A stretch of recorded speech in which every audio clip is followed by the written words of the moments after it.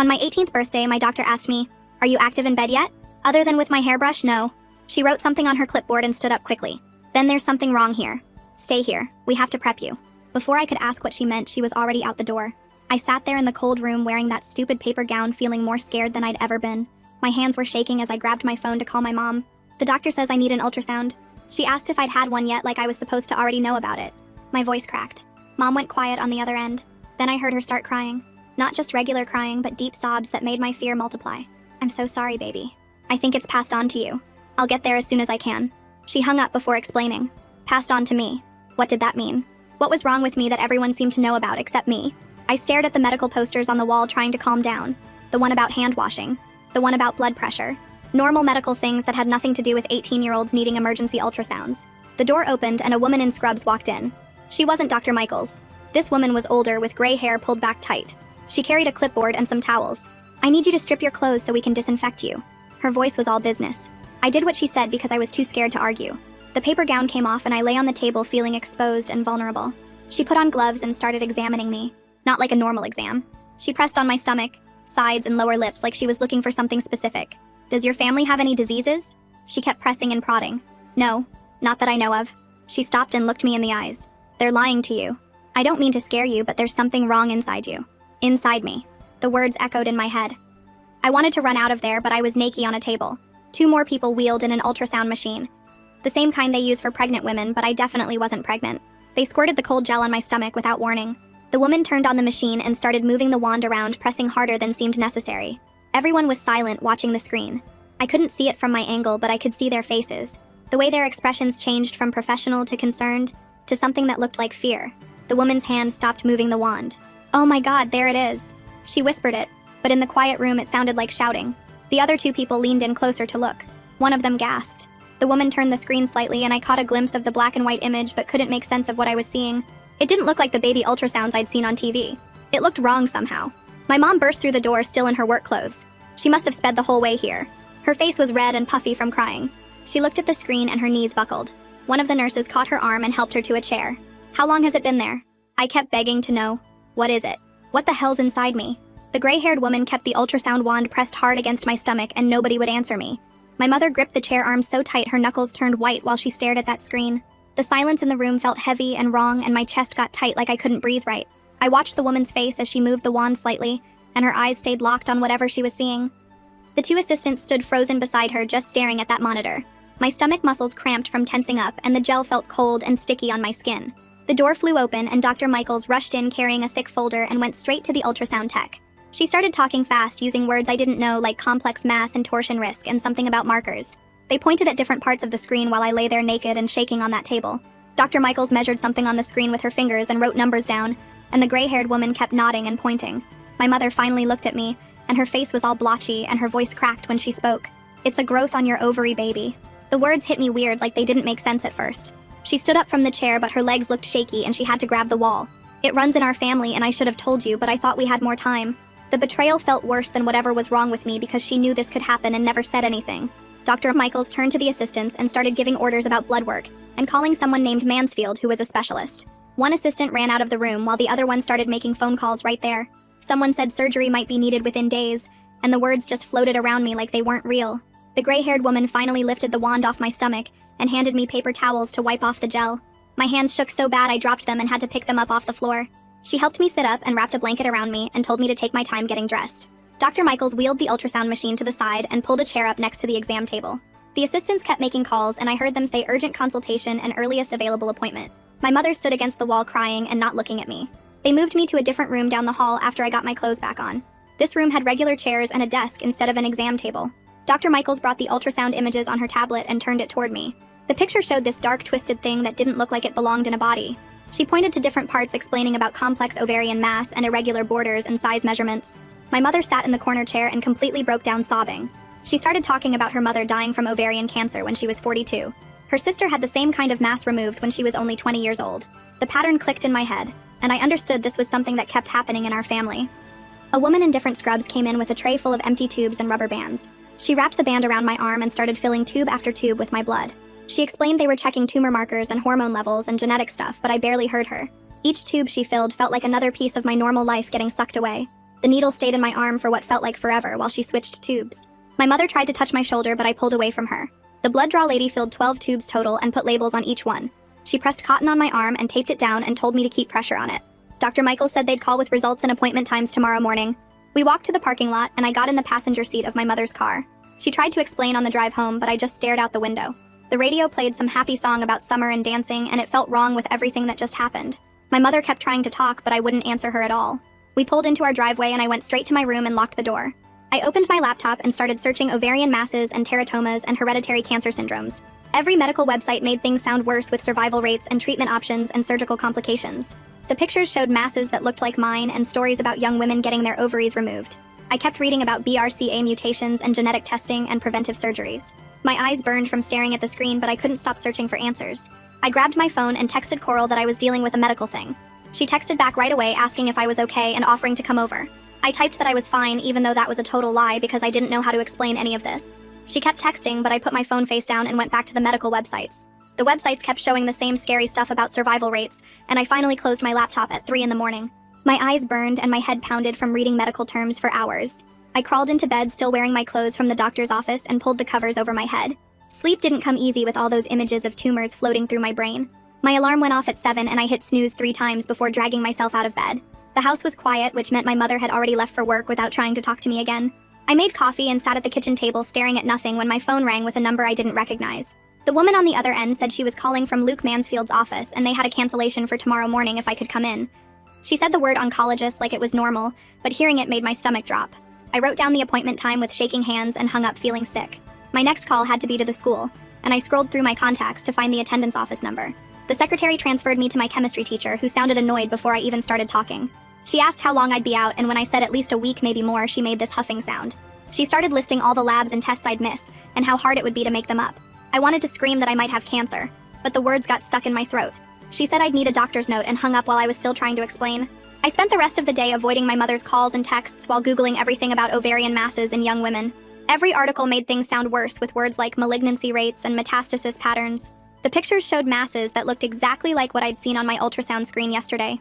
That evening, I heard my mother's car in the driveway and decided I was done hiding from this conversation. She came through the door looking tired and started to say something, but I cut her off. I demanded to know what she meant by passed on and what exactly our family was hiding from me. She tried to deflect by saying we should eat dinner first, but I wasn't having it anymore. My anger gave me strength to stand there blocking the hallway until she answered me. She sat down on the couch and started crying again, which made me even madder. Finally, she admitted our family carries a genetic mutation that causes cancer, but she wouldn't say which one. She kept saying she thought she had more time to tell me and that I was too young to worry about it. The betrayal hit harder than anything because she'd known for 5 years that she tested positive. 5 years of keeping this massive secret while I grew up thinking I was healthy and normal. She tried to explain that her mother died not knowing about the mutation, and she wanted to protect me. I told her that wasn't protection, it was lying, and stormed back to my room. The next morning, she drove me to Luke Mansfield's office in complete silence. The building was one of those medical complexes with Cancer Center written in big letters on the front. We checked in and sat in a waiting room full of women with scarves covering their heads. Some looked young like me, but most were older, and they all had that same scared look in their eyes. A nurse called my name and led us to an exam room that looked fancier than Dr. Michaels' office. Luke Mansfield came in wearing a white coat and shook both our hands with this calm, steady grip. He pulled up my ultrasound images on his computer and started explaining what he saw without making it sound terrifying. He pointed to the mass and said it was definitely abnormal, but might be benign, though we wouldn't know until surgery. The way he explained things made sense instead of just throwing medical terms around. He drew pictures on a notepad showing where the mass was and how it was pressing on other structures. Then he started describing the surgical plan, which involved removing my right ovary where the mass was located. He said he'd try to preserve my left ovary and my uterus if possible, using something called fertility-sparing surgery. Hearing those words made it real that at 18 I was already talking about whether I'd be able to have kids someday. He explained they'd make small incisions and use a camera to guide the surgery, which meant less scarring and faster recovery. The discussion shifted to timing, and his voice got more serious as he explained the urgency. He said the mass could twist at any time and cut off blood supply to both ovaries, which would be an emergency. Each day we waited increased the risk of losing both ovaries to something called torsion. He wanted to schedule surgery within the week and started checking his calendar for openings. My mother asked about insurance coverage, and he said his office would handle the authorization, but warned us that insurance companies sometimes fought these procedures. Within an hour of leaving his office, we got a call from someone named Aiden Royce at our insurance company. He started asking all these questions about why the surgery was urgent and whether we'd tried other treatments first. He kept using phrases like coverage limits, and prior authorization requirements, and medical necessity documentation. My mother tried to explain about the torsion risk, but Aiden just kept talking in circles about elective procedures. He said they'd need to review the case, which could take up to 2 weeks for approval. My mother's voice got louder as she argued that we didn't have 2 weeks to wait for their paperwork. That night, after another silent dinner, I brought up genetic testing again and watched my mother's face close off. She kept saying we should focus on the surgery first and discuss testing later, but I knew she was hiding something. Her avoidance made me sure she knew exactly which mutation we carried and didn't want me to know. I went to my room and finally called Coral because I couldn't keep carrying this alone anymore. She answered on the first ring, and I just started talking and couldn't stop. I told her about the mass and the surgery and the family history of cancer that nobody told me about. She listened without interrupting or asking stupid questions, or trying to make me feel better with empty words. When I finished, she just said she'd be there for whatever I needed, no questions asked. She offered to come to the surgery and drive me to appointments and even yell at insurance people if necessary. Having someone on my side who wasn't keeping secrets felt like the first good thing in days. The hospital called 2 days later saying I needed to come in for pre-op testing before they could schedule the actual surgery. I drove myself to the main building at 7 in the morning and followed signs to the surgical prep area on the 3rd floor. The waiting room was packed with people holding folders full of paperwork just like mine. A nurse in purple scrubs called my name after 40 minutes and led me through double doors into a maze of small rooms. She handed me a hospital gown and told me to change completely, including underwear and jewelry. The fabric felt like paper towels against my skin as I sat on the cold metal table waiting for whatever came next. Another nurse came in wheeling a cart covered in tubes and needles and started tying a rubber band around my arm. She filled 8 different tubes with my blood while explaining each one tested something different, like clotting factors and infection markers. My arm started bruising before she even finished, and she had to switch to my other arm for the last 3 tubes.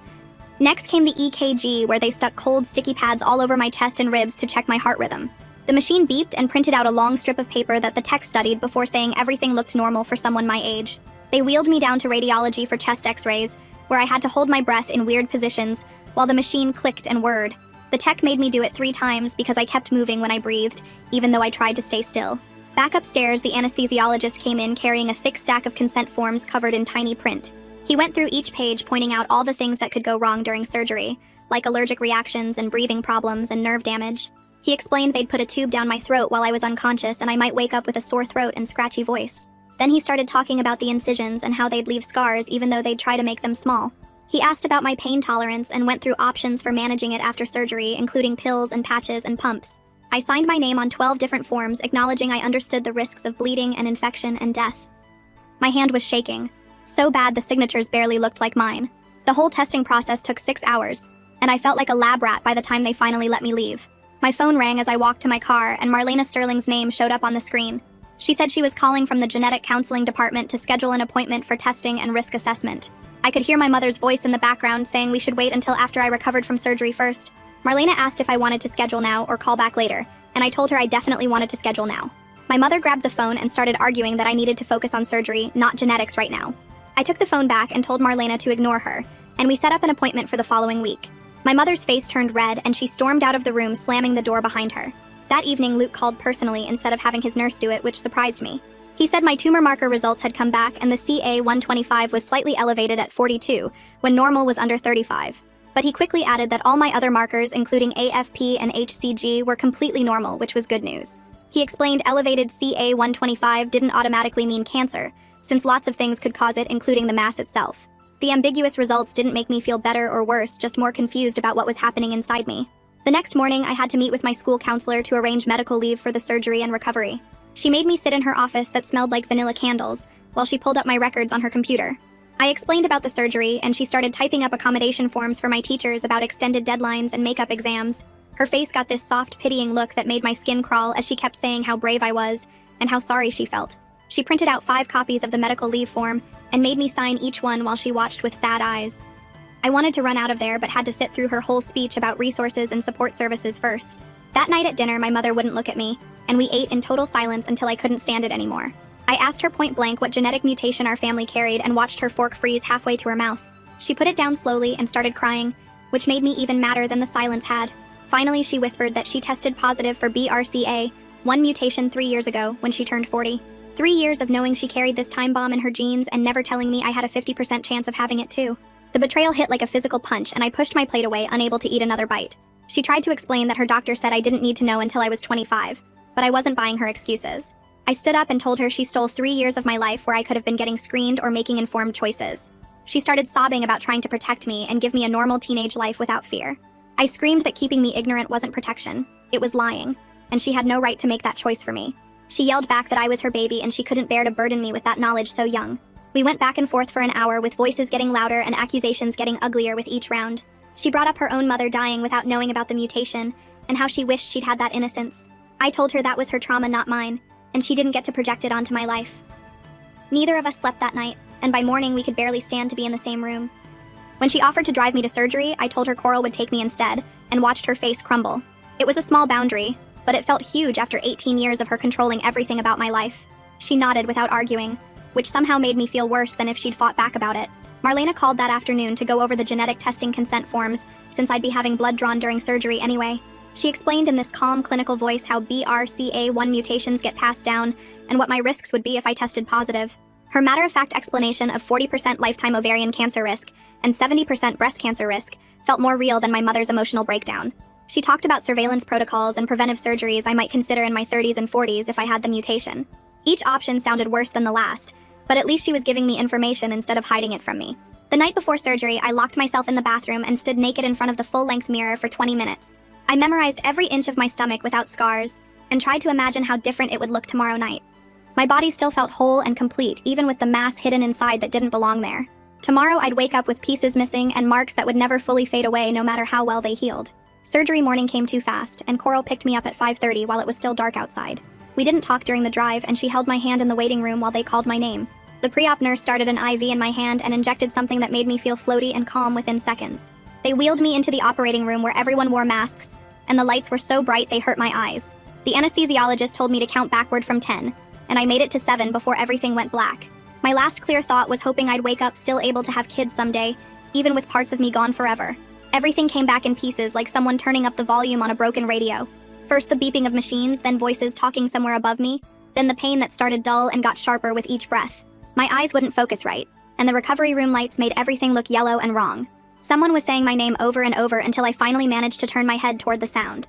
Dr. Mansfield stood next to my bed holding a clipboard and wearing different scrubs than before. He put his hand on my shoulder when he saw my eyes tracking him, and started talking in that calm doctor voice. The surgery went well, and they got the whole mass out along with my right ovary, but saved everything else, including my left ovary and uterus. The words floated around my head without really landing anywhere that made sense. He kept talking about frozen sections and how the initial pathology looked benign, but they needed to wait for final results to be completely sure. My mouth felt like cotton, and when I tried to ask something, nothing came out except a croak. A nurse appeared with ice chips and helped me get a few into my mouth, which felt better than anything had in days. The recovery room kept spinning even when I closed my eyes, and I could feel the morphine making everything fuzzy around the edges. Other kids my age were probably stressed about college essays and SAT scores while I was lying here with organs missing that I'd never get back. The physical pain was bad but manageable with the drugs they kept pushing into my IV every few hours. What the drugs couldn't touch was the weight pressing on my chest about being broken at 18 with scars that would mark me forever. My mother appeared in the doorway looking smaller than I'd ever seen her, with dark circles under her eyes, and her work clothes all wrinkled. She rushed to my bedside and reached for my hand, but I pulled it away before she could touch me. Her face crumpled, but she tried to cover it by fussing with my blankets and adjusting pillows I didn't need adjusted. The recovery nurse watched us for a minute, then cleared her throat and suggested maybe my mother might want to get some coffee from the cafeteria while I rested. My mother looked between us and nodded slowly before grabbing her purse and walking out without saying anything. The nurse checked my vitals and gave me a knowing look, but didn't push me to talk about the obvious tension filling the room. My phone buzzed on the side table, and I reached for it even though moving hurt everything below my ribs. Aiden Royce's number showed on the screen, and I almost didn't answer but figured ignoring it wouldn't make anything better. His voice sounded tired as he explained the insurance company approved the surgery, but only covered 60% as out-of-network emergency care. The remaining balance after their payment would be around $20,000 that we'd be responsible for paying. The numbers didn't even sound real, and I started crying before I could stop myself, which made my stomach hurt worse. He kept talking about payment plans and financial assistance applications, but all I could think about was being 18 with 20 grand in medical debt. My mother came back while I was still on the phone and saw me crying, which made her start crying too. She took the phone from my hand and told Aiden she'd handle everything from here, including appeals and payment arrangements. For once, I didn't have the energy to fight her about taking over and just let her deal with it. She spent the next hour on the phone arguing with someone at the insurance company while I drifted in and out of sleep. A different nurse came in with more tubes for blood work and explained they were drawing samples for the genetic testing while I was already admitted. She said Marlena Sterling from genetics would have my results within 2 weeks, which felt both too soon and not soon enough. The needle going into my already bruised arm barely registered compared to everything else hurting, but I watched her fill tube after tube with dark blood. Each one represented another test that might tell me just how broken my genes really were and what other time bombs might be hiding. Coral showed up the next afternoon with a plastic bag from the gift shop and the biggest smile I'd seen in days. She pulled out a pack of colorful markers and started drawing tiny faces on the medical tape holding my IV in place. Within minutes, she had me actually laughing for the first time since this whole nightmare started, even though laughing pulled at my incisions. We watched dumb videos on her phone about cats doing stupid things, and she didn't once ask about the surgery or what happened. Having her there being normal and silly felt like breathing fresh air after being underwater for too long. She stayed until visiting hours ended and promised to come back tomorrow with better videos, and maybe some real food if I felt up to it. 3 days later, they finally cleared me to go home, but getting from the bed to the wheelchair took 2 nurses and my mother helping. My body didn't work right anymore, and every movement had to be slow and careful to avoid pulling the incisions. The car ride home hurt even with extra pillows, and my mother driving like she was transporting glass. Getting up the stairs to my room took forever with me stopping on each step to catch my breath and let the pain settle. My mother had to help me with everything from sitting down to standing up to using the bathroom, which stripped away any independence I'd been building. She didn't say much while helping me change into pajamas and get settled in bed with pillows arranged to support my stomach. The awkward silence between us made everything worse, but neither of us knew how to bridge the gap her lies had created. That first night home, I couldn't sleep even with the pain pills making me drowsy and disconnected. My mind kept spinning through what dating would look like now with scars across my stomach and missing parts inside. What guy would want someone who might need more surgeries, or who carried cancer genes that could get passed on? The questions circled around and around while I stared at my ceiling in the dark, feeling more alone than ever. By morning, my phone had 37 emails from the school about assignments I'd missed, and upcoming deadlines I couldn't think about.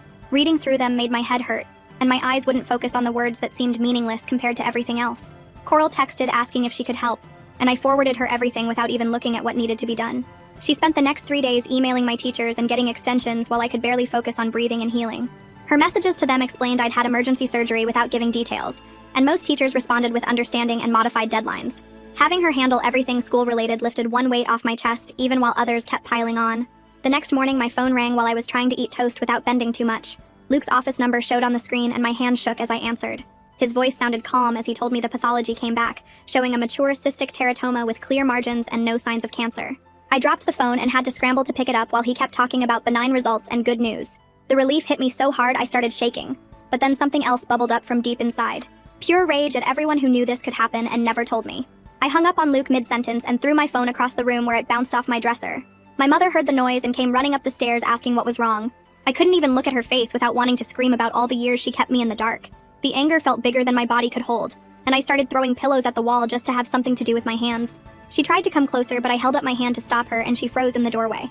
2 days passed with us barely speaking, except when she had to help me with basic tasks.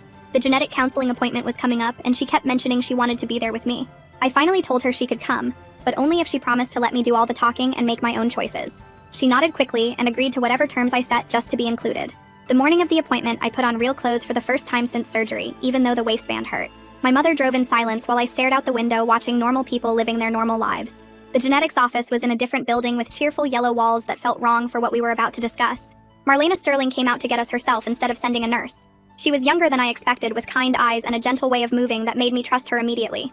We sat in her office with charts on the walls showing DNA strands and inheritance patterns. She pulled out my test results and took a breath before speaking. The words BRCA1 positive hit me like physical blows, even though I'd been expecting them. She explained the numbers in simple terms while my mother sat frozen beside me. 40% lifetime risk for ovarian cancer, and 70% for breast cancer before I even turned 19. The papers she spread out showed surveillance schedules and preventive surgery options for when I got older.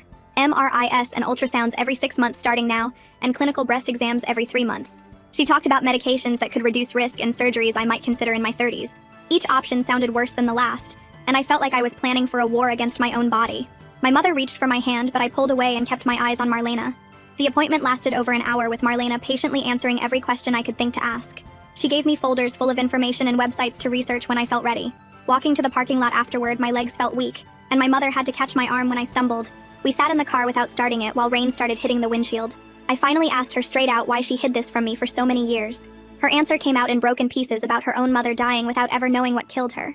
She wanted to protect me from living in fear the way she had after finding out. The words didn't make the betrayal okay, but they helped me understand the twisted logic behind her choices. She started crying harder than I'd ever seen, her whole body shaking as she described watching her mother die at 42. The guilt of passing this mutation to me had been eating her alive for years. She kept saying sorry over and over until the words lost meaning and became just sounds. I watched her fall apart and felt my anger crack just enough to see her pain too. She wasn't just my lying mother anymore, but also a scared daughter who lost her own mom too young. I told her firmly that from now on I made all decisions about my health and controlled all information. She nodded and agreed immediately, understanding she'd lost any right to protect me from truth. We sat there for another 20 minutes working out the surveillance schedule together. MRIs in January and July with ultrasounds in April and October to catch anything early. Clinical breast exams every 3 months starting next week, even though the thought made me want to hide. The plan felt huge and scary, but having concrete dates to put in my calendar helped make it real. 3 days later, Aiden called about the insurance appeal he'd filed on our behalf. They approved partial coverage, bringing our portion down to $8,000 instead of $20,000. The hospital agreed to a payment plan of $200 a month for the next 40 months. My mother took over setting up the automatic payments while I sat at the kitchen table feeling the weight of debt at 18. The numbers still felt unreal, but at least they were numbers we could manage without losing the house. I went back to staring at my ceiling that night, thinking about surveillance schedules and payment plans instead of normal teenage things. 3 weeks crawled by with me mostly stuck at home watching daytime TV and taking pain pills every 4 hours. The morning I went back to the school, I stood in front of my closet for 20 minutes trying to find something that wouldn't press on my still tender stomach. I settled on my dad's old hoodie that hung down to my thighs and the loosest jeans I owned. Walking through the school hallways felt weird, like I'd been gone for months instead of weeks. Most kids didn't even look up from their phones, and the ones who did just nodded like I'd had the flu or something. My teachers handed me makeup work without asking questions, which was both a relief and somehow lonely.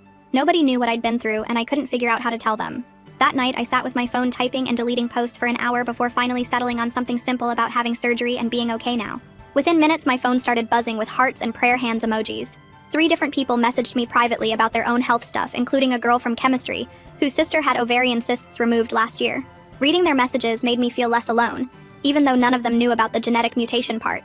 2 days later, I had my follow-up with Luke, and the nurse had me change into another paper gown for the exam. He pressed gently on my abdomen, checking the healing while explaining everything looked good. The incisions were closing nicely, and there was no sign of infection or complications. Then he pulled out pamphlets about birth control options and started talking about how certain pills could reduce my cancer risk by up to 50%. Planning whether I wanted kids someday at 18 while looking at charts about cancer statistics felt completely insane. He recommended starting the pill immediately and gave me 3 months of samples to try. The conversation shifted to long-term surveillance, and he pulled up a calendar on his computer to schedule my next appointments. Every 6 months for the rest of my life, I'd need scans and exams to catch anything early. The support group met on Thursday nights in a community center that smelled like old coffee and cleaning supplies. I almost turned around 3 times walking from my car to the door. Inside, 12 women sat in a circle on metal folding chairs, and they all looked up when I walked in. The leader introduced herself as Kendall and had me sit in the empty chair next to her. Everyone went around saying their names and mutations and how long they'd been coming. When it got to me, my voice cracked, saying I was 18 and BRCA1 positive. The woman next to me reached over and squeezed my hand while I talked about finding out just weeks ago. Kendall asked gentle questions about how I was processing everything, and I surprised myself by talking about the anger at my mom more than the fear of cancer. Other women nodded and shared their own stories of family secrets and late discoveries.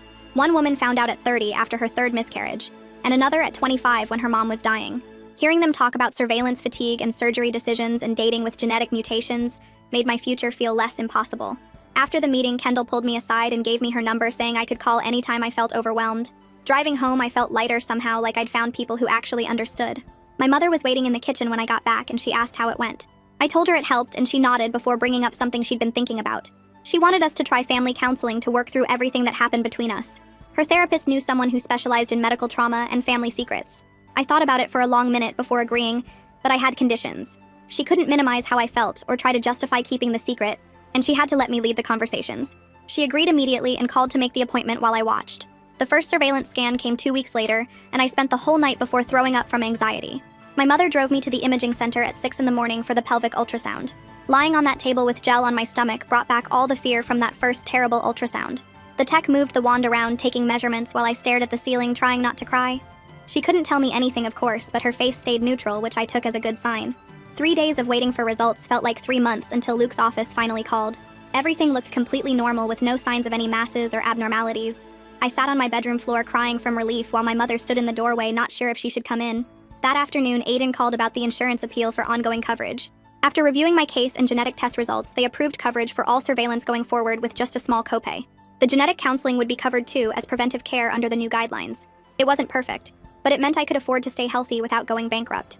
3 months after that first terrifying ultrasound, I sat at our kitchen table with my mother and Coral looking at course catalogs for next semester. We had my surveillance schedule pulled up on Coral's laptop, trying to plan classes around scan appointments. My mother suggested morning classes, so afternoons stayed free for medical stuff. And Coral helped me pick professors known for being understanding about absences. We were different people now than we were 3 months ago, but we were figuring out how to move forward together. Well, friends, This really has been a journey, and I appreciate you sticking with me through all my questions and wonderings. Can't wait to do it again. If you made it to the end, drop a comment. I love reading all your comments.